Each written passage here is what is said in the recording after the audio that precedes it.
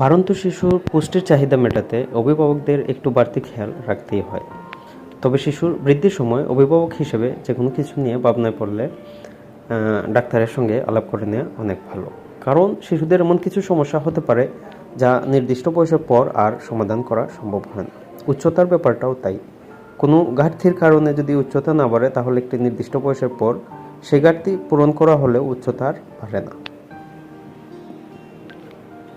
শিশুর বৃদ্ধি এবং বিকাশের জন্য সব ধরনের পুষ্টি উপাদানই গুরুত্বপূর্ণ, আর এই উপাদানগুলো দিতে হয় সঠিক পরিমাণে, সঠিক অনুপাতে। তবে এর বাইরেও অন্য দুটি বিষয়ের উপর নির্ভর করে শিশুর উচ্চতা। একটি হলো জিনগত বৈশিষ্ট্য, অন্যটি হরমোন। জিনগত বৈশিষ্ট্য পরিবর্তন করা সম্ভব নয়। শিশুর মা, বাবা কিংবা তাদের পরিবারের অন্য কারো বৈশিষ্ট্যের সঙ্গে শিশুর বৈশিষ্ট্যের মিল থাকতে পারে। একই মা বাবার সব সন্তানের উচ্চতা একই রকম নাও হতে পারে। এর উপর আসলে কারো হাত নেই। হরমোন ও পুষ্টির দিক ঠিকঠাক থাকলেও কেবল এই কারণে শিশুর উচ্চতা কম হতে পারে। আবার শিশুর বেশ ভালো উচ্চতার জিন থাকা সত্ত্বেও হরমোন বা পুষ্টিজনিত ঘাটতিতে উচ্চতা কম হতে পারে। শিশুর বৃদ্ধি ও বিকাশ নিশ্চিত করতে আমিষ জাতীয় খাবার আবশ্যক। Calcium, magnesium, potassium, iron, phosphorus, manganese, নানান ধরনের ভিটামিন এবং ফলিক অ্যাসিড সমৃদ্ধ খাবারও দিতে হবে। তবে কোনো খাবারে কোনো উপাদান বেশি থাকে তার বিশাল কোনো তালিকা নিয়ে বসতে হবে না আপনাকে, বরং কোনো ধরনের খাবার দিতে হবে তা জেনে নিন আজকের এই ভিডিওটিতে। দুধ এবং দুধের তৈরি খাবার শিশুর জন্য খুবই উপকারী। অনেক শিশুই দুধ খেতে চায় না।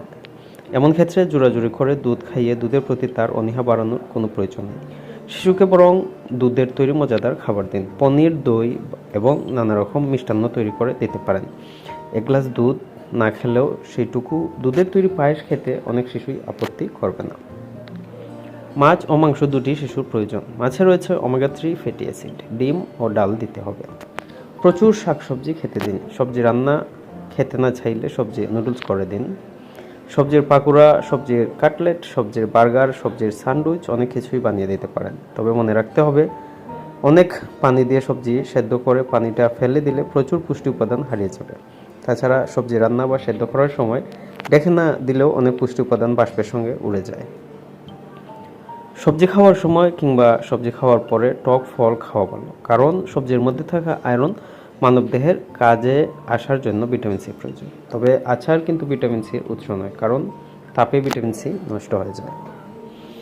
অন্যান্য ফলমূলও খেতে হবে রোজ। কলা ও খেজুর নানান রকম পুষ্টি উপাদানের দারুণ উৎস। মৌসুমি ফলও দিন শিশুকে, ফলের রসও দিতে পারেন।